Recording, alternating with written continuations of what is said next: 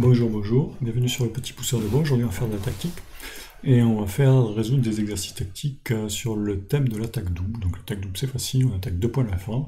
C'est très difficile à défendre puisque défendre à un seul coup 2 menaces, c'est compliqué, ça tient souvent du miracle. Voilà. J'ai une photo du bouquin où sont tirés la plupart des exercices, c'est pas de la publicité mais bon. Vu que j'ai pompé les exercices là-dessus, je me suis dit autant le citer. Bon, c'est un bouquin qui est pas mal, c'est pas très compliqué, c'est pas très simple non plus, et pour progresser, c'est assez bien. Allez, c'est parti. Comment on va faire? Alors, les 2 premiers exercices sont pas compliqués, mais au moins on va voir, enfin un peu plus compliqué, mais on va voir pourquoi, et surtout pour essayer de voir comment on fait pour oser ce type d'exercice, remettre en tête la méthode. Allez, je vous laisse réfléchir le temps que vous voulez, et après vous revenez, mettez sur pause. Donc voilà, alors par quoi on commence? On commence ici par regarder toujours s'il y a des grosses menaces sur notre jeu. Pas la peine d'étudier les tactiques si on est mat le prochain coup. Ici je vois une menace tout de suite, effectivement, ça prend ici, ça attaque 2 fois, m'en fous, c'est défendu qu'une fois, donc il y a souci. Défendu qu'une seule fois pour le cavalier. Donc il y a souci. Une autre chose, que c'est une menace peut-être un peu plus stratégique, j'ai un fort cavalier, et peut-être que ce fou aimerait bien un jour, bon pas pour l'instant parce qu'il y a le clouage, mais peut-être qu'un jour ce fou aimerait bien se...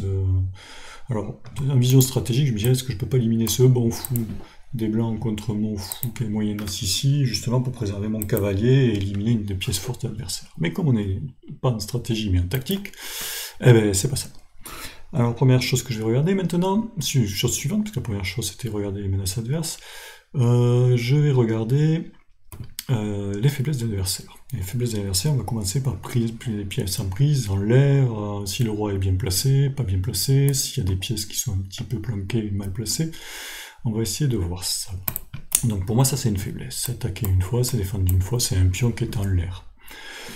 Ça c'est une faiblesse. Attaquer une fois, défendre une fois, c'est une pièce qui est en l'air. Ça, ce n'est absolument pas une faiblesse, par exemple. Défendre une fois, 2 fois, 3 fois, attaquer qu'une seule fois, ça serait un miracle que la tactique se joue dessus. Ça c'est une pièce en l'air aussi. Attaquer une fois, défendre une fois. Voilà, bah, si par miracle je me débarrasse de ce petit pion, mais je pourrais récupérer ce cavalier. Bon, mais c'est pas ça notre exercice. Il faut que je fasse attention à d'autres signaux.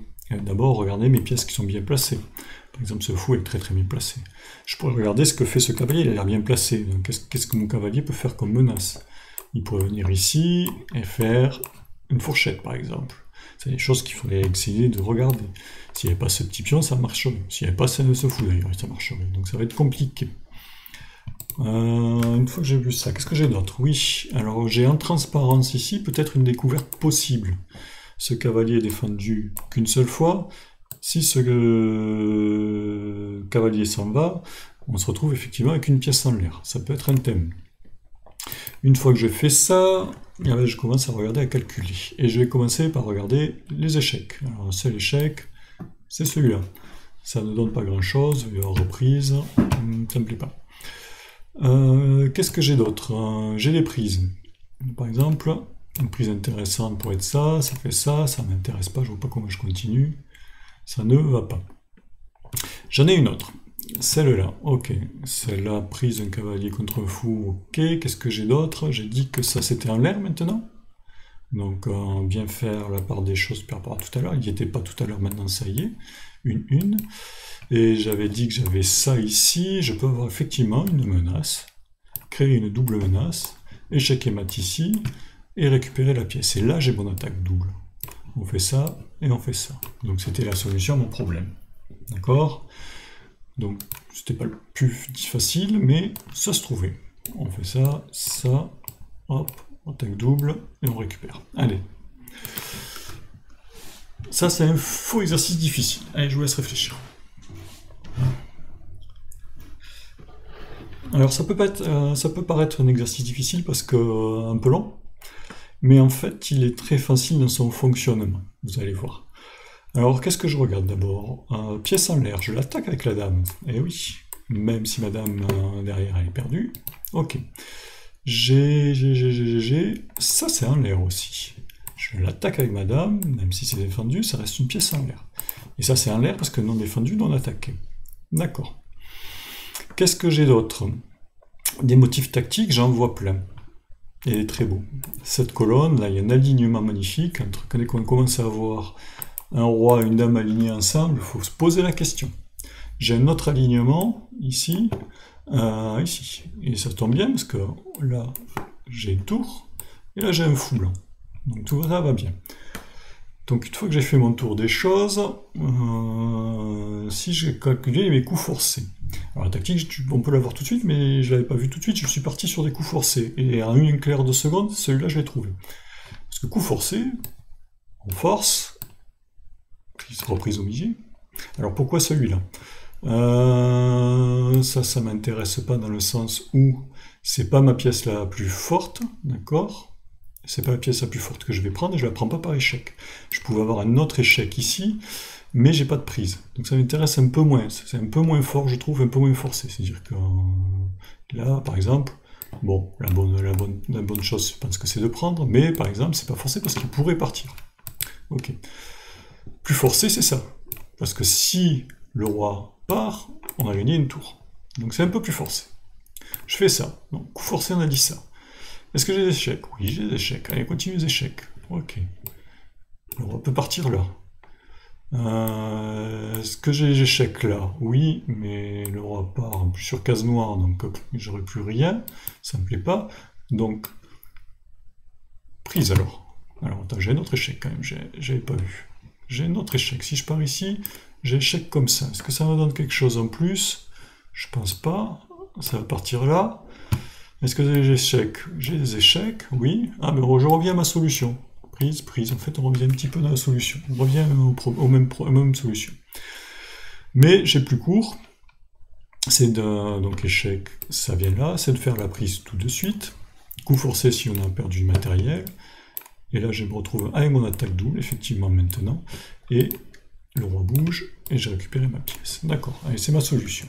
Et en fait, ce genre d'exercice où tous les coups sont forcés, c'est plus facile. C'est ce qu'il faut essayer de faire en partie, c'est de regarder tous les coups forcés, et continuer, tant qu'il y a des coups forcés, essayer de continuer son calcul. Tant qu'il y a des coups forcés, le calcul est simple. Le calcul est beaucoup plus compliqué quand le coup n'est pas forcé, et que l'adversaire a de multiples réponses possibles. Et là, il faut tout calculer, c'est beaucoup, beaucoup plus dur. Tac, tac, le suivant, voilà. Alors là, c'est une menace. Donc on a dit dans les coups forcés, il faut faire échec, prise et menace. Donc il faut essayer de trouver une menace maintenant. Je vous aide un peu parce que c'est pas facile, c'est pas les plus faciles à voir ça. Allez-y. Allez, on reprend. Qu'est-ce que j'ai comme pièce? Celle-là, elle est faible, attaquée une fois par la dame, protégée par la dame. Celle-là, elle est faible, attaquée par la dame, protégée par la dame. Celle-là est faible, attaquée par les deux tours. Donc celle-là, mais il faut bien voir que la deuxième attaque aussi par transparence, est défendue par le cavalier et par la dame. Est-ce que j'ai autre chose? Non, je vois pas. Qu'est-ce que je vois comme signaux faibles ou de tactiques que je pourrais, de mouvements de pièces qui pourraient me donner la tactique? J'en vois pas trop. Je vois pas d'échec, je vois pas de... Je vois pas rien du tout. Donc il va falloir se débrouiller avec ce qu'on a. Je vois pas de saut de cavalier intéressant qui fait des fourchettes, ce qui est toujours... Donc je vois rien. Je vois rien, donc je m'arrête là. Et donc je vais chercher mes choses. Donc c'est quoi on a dit? J'ai des points faibles qui sont là, là et là. Et comment je peux attaquer celle-là? Est-ce que je peux rajouter une pièce? Je pourrais rajouter une pièce, mais bon, d'accord, ça prend. C'est là pareil. Est-ce que je peux rajouter une pièce? Oui, je peux rajouter une pièce, celle-là. J'attaque là. Et miracle, je vois que ma menace fonctionne, j'attaque ici, mais surtout, elle n'est plus protégée. Donc j'ai bien une attaque double, c'est sûrement ça ma solution. Donc si je mets ma tour ici, hop, j'attaque deux fois, d'accord, et j'attaque ici. Donc on voit bien que la somme des petites faiblesses de l'adversaire fait que tactiquement ça perd. Ok, donc ça, s'il veut protéger sa tour, il recule, je vais le reprendre avec madame, et voilà, il n'y a pas besoin d'aller plus loin. Alors j'avais pas regardé autre chose, ok. Allez, celui-là, plus facile, c'est pour vous. Ça y est. Qu'est-ce qu'on voit? Pièce non protégée, c'est pas bien. Pièce non protégée, c'est pas bien. Pièce en l'air, ok, proche du roi, donc c'est très intéressant. Le fou tape dessus, donc sa diagonale est intéressante. Alors si je commence à regarder, je peux me dire, tiens, mais je peux créer une menace supplémentaire, échec et mat qu'il faut apparaître. Ok, ça peut être intéressant. Qu'est-ce que j'ai d'autre? Mon cavalier, qu'est-ce qu'il peut faire? Pas grand-chose. Pas grand-chose, je vois pas. Alors si je regarde les échecs, je suis là, ça me donne pas grand-chose de plus. Je regarde les prises. Ça, je vois pas l'intérêt. Ça, abandonner une pièce, je vois pas l'intérêt. Donc les prises, ça n'a pas l'air de fonctionner. Donc les menaces. Alors j'ai dit que j'ai une menace d'échec ici. Donc si je la regarde, je fais échec ici, mais je vois que j'attaque aussi autre chose, ça. Et donc là, j'ai bien une attaque double. D'accord? Si je crée ma première menace, j'ai la deuxième qui fonctionne. Donc voilà, c'est ma solution. Ça, et on récupère ici. Ok, facile. Suivant. Voilà. Je laisse réfléchir. C'est bon? Donc. Ah, une pièce pas protégée, c'est pas bien. Une pièce pas protégée, c'est pas bien. Je note le roi dans les courants d'air. Sur les cases noires. Tac, tac. Oh, on va passer là, les cases noires. Sur les cases noires, ça marche pas. Sur les cases noires, c'est pas génial. Ok. C'est pas génial tout ça. Il se trouve qu'elle est sur case noire, ça peut être intéressant. Qu'est-ce que j'ai d'autre? Je ne vois pas grand chose. Je vois pas plus. Ok. Allez, c'est parti. Résolution de problème. D'abord les échecs. Qu'est-ce que j'ai comme échec? Alors, on va calculer pour les échecs. J'en ai pas beaucoup. J'ai le cavalier ici, j'ai le cavalier là. Allez, go. Cavalier ici. Ça me donne quoi? Le cavalier vient ici. Ah, ça pose un problème. Tac, tac. Ok. Ça me pose un problème. Ça fait une belle fourchette. Ça marche. Donc prise un peu obligatoire sinon on perd la tour. Et là, on vient regarder les échecs. Qu'est-ce que j'ai comme échec? J'en ai qu'un. Ici. Échec. Échec. Et hop, sans rien regarder, juste en regardant les échecs, je vois que ma tactique, elle fonctionne. C'est sûrement ça. Prise, je récupérais une tour. Allez, c'est ça. Donc voilà, rien de plus simple. On regarde les échecs, les prises et les menaces, et ça fonctionne. Ok. Je vous laisse mettre sur pause. Ok. Allez, on y va. C'est pas protégé, c'est pas protégé, c'est pas protégé, et ça c'est en l'air. D'accord. Rien de plus. Donc à peu près tout pose problème. Qu'est-ce que je vois d'autre? Est-ce que j'ai des menaces tactiques? Bah là, pas grand-chose. Pas grand-chose. Ce cavalier m'intéresse. S'il pouvait venir ici, il attaquerait ça, ça marche pas. Il peut pas attaquer le roi. Le cavalier, si je mets là, il pourrait attaquer le cavalier, d'accord. M'intéresse pas directement. Il y a un clouage. Ça, c'est intéressant. Il y a un clouage. Le cavalier peut pas bouger parce qu'il y a le roi qui est derrière. C'est intéressant. Allez, c'est parti. Donc, qu'est-ce que j'ai comme échec? J'ai ça, c'est le seul échec. Prise, et je vois pas ce que ça peut donner. Par contre, une chose m'intéresse tout de suite, c'est que je vois que il y a un motif tactique qui fonctionne, du coup. On est d'accord? Donc si j'analyse ça, je vois tout de suite que peut y avoir des problèmes. Souci, hop, excusez-moi, j'ai donné la solution là, sans faire exprès avec la roulette. Le souci, c'est que si je prends ça, et que je fais ça, ça m'intéresse, mais ici il y a un pion, le pion me gêne. Donc si le pion me gêne, il faut le faire disparaître. Si ce pion pouvait disparaître, ça me plairait. Alors revenons au départ. Comment le faire disparaître? Eh bien, je le pousse. Si je le pousse, ok, j'attaque 2 fois. Le cheval, donc qu'est-ce qu'il a comme réponse? Première réponse, ça serait... première réponse... Hop. On revient. Première réponse, ce serait de protéger le cheval. Ici, mais je reprends ici pour protéger mon cheval, et en fait j'ai récupéré une pièce. Donc la première réponse ne fonctionne pas pour les noirs. Donc l'autre coup obligatoire, c'est ça. Maintenant, j'ai plus mon pion. Et si j'ai plus mon pion, ben, qu'est-ce qui se passe si je fais ça? Il reprend pour perdre une pièce, et du coup, j'ai ma fourchette qui fonctionne. Et mon attaque double qui fonctionne. Voilà. Donc, facile. Ok, un problème, on règle le problème, et ça fonctionne. Tac, tac, tac. Je vais pas le faire celui-là, on va faire court. Celui-là, je sais que ça marche pas parce qu'il manque un roi.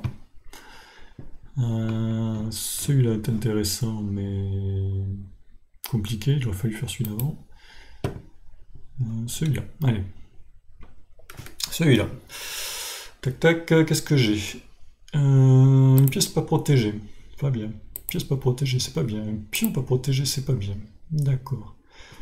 Comme autre chose, j'ai en transparence, j'ai une attaque possible. Ça me plaît.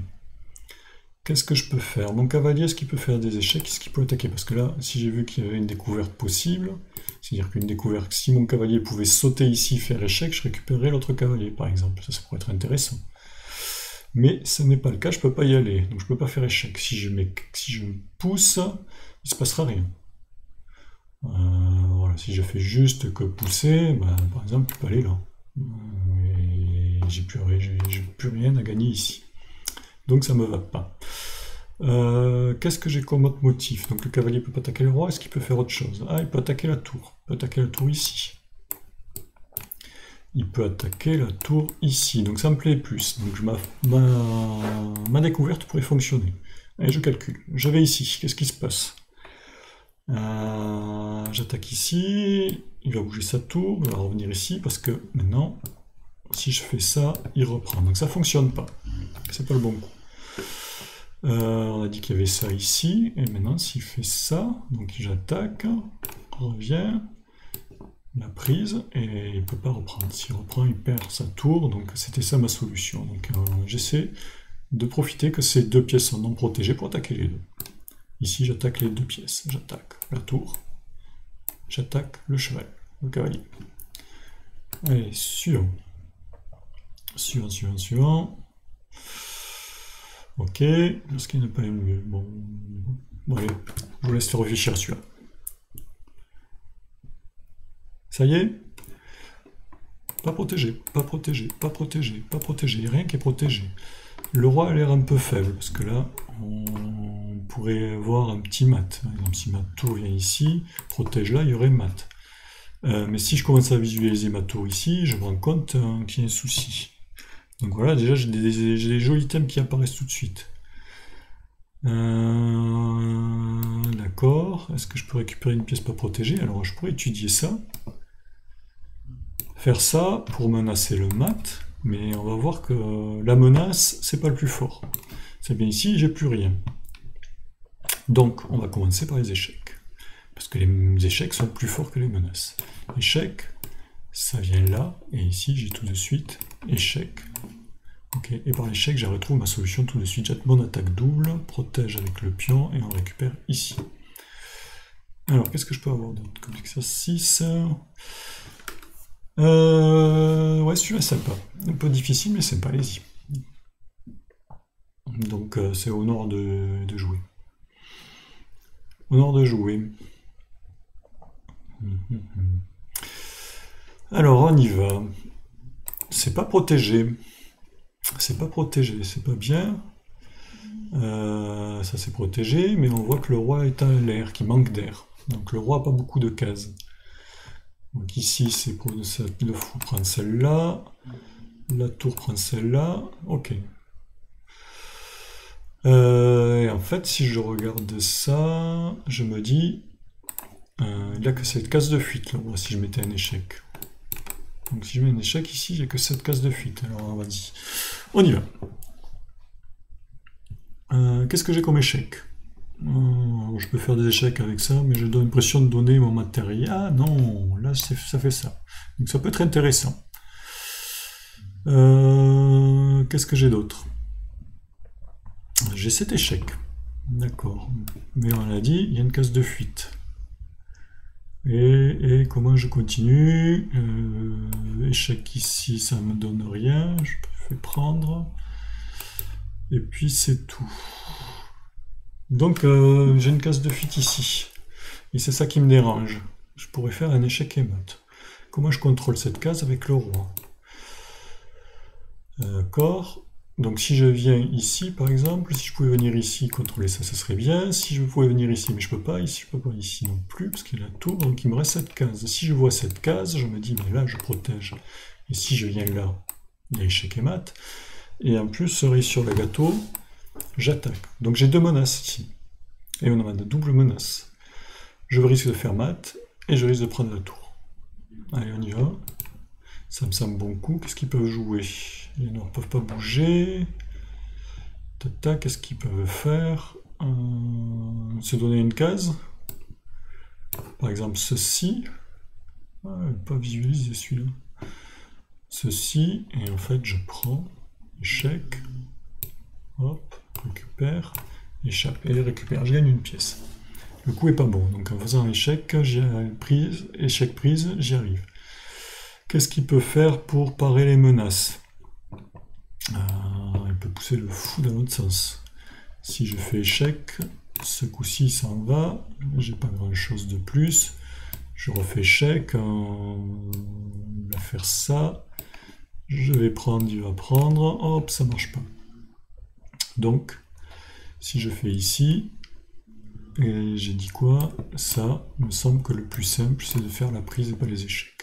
Allez, ça me semble bon, je vois pas ce qu'il peut faire de plus d'intéressant. Non, il n'y a plus de coup forcé réel, non. Allez, c'est bon, c'est le résultat.